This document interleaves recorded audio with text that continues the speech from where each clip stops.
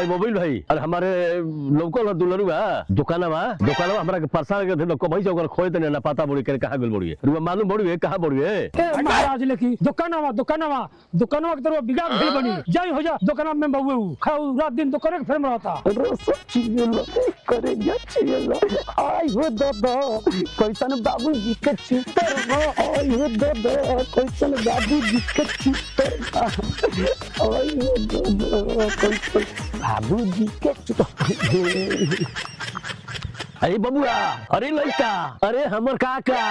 अरे सुना तब तो होली जाना के अरे हमार लोकल हो वो दुकानवा देखो सब बबुआ बताओ सब कहां बोले वो हमरा के परेशान करके धइल बा आज यही चौकर हम बुखार चुराई कौवा उड़े बोका उड़े सुगा उड़े मैना उड़े हाथी उड़े ठंडा न उड़े और तोर बारे में बताऊं कौवा उड़े गधा उड़े गधा उड़े हां उगा हो दे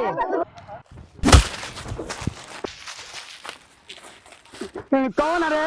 बाबू बाबू बाबू और का दुकान में है तो बाबू बाबू दुकाना के फेरा में होता है तो हम सब मकाना छोड़ा होता लिखो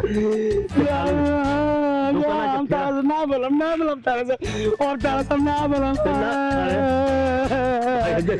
बाबू दुकाना के फेरा में तारा से ना बोलम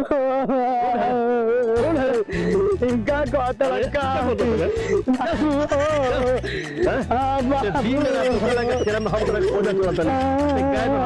या हम जाते नहीं हम भागते नहीं फिर दोपहर में घूस शाम दोपहर में जाए हम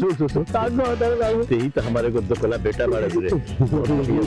बड़ा बढ़िया ऐसी बात माने ला अब ये तो से बात पूछो तो अच्छा वही बता हां तोरा से सब लागो रहली सन सब मजाक करली सन आ सब से तो प्रेम करता रे हां हमार देखो तड़े के हत हम उम्र हमार हो गइल 12 बरिस के अच्छा हमारा से कोनो बोलली सन ना कोनो लागली सन ना कोनो मजाक करली सन कौन तोरा में गुण बरे तू जानता का बाबूजी मेरा में बाबूजी देवाना बाबूजी देवाना का कहता रे देवाना सुनो के रे अब देवा की ना बोलो बोल तो पड़ रे बाबूजी बाबूजी बोल तो रे बाबूजी देवाना इनका कहता रे ना देबो तो मार के खराब कर दे ना देबो अरे हमरा क्या कहता रे देबो कि ना ना देबो इनका कहता रे देबो कि ना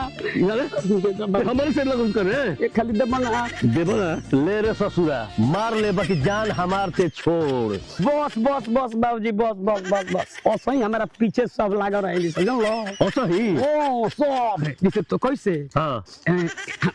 ये करे हम तेरे मियां हैं बाबूजी अच्छा ये तोरा में गुण बा हां ई तू कमवा पहले ही कइले रहता तो हम काहे कहते मेरे दुकान में घुस सकती अरे तो ती जला पीछा लागल हलो गाड़ी देली सन बोलबो करली सन मारबो कोई बस हो सफर कोनो मतलब नहीं खे फिर बाद में बस कहली सन की बस बस हां बारे बेटा चला जा दो हाथना इज्जत कदर कइला सही हमरा के देखा बुढ़ारियों में करत रही को बहन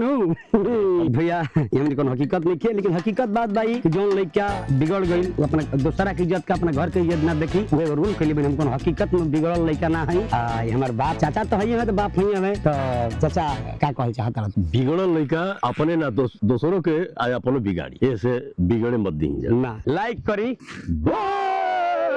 सब्सक्राइब करी शेयर करी कमेंट में बताएं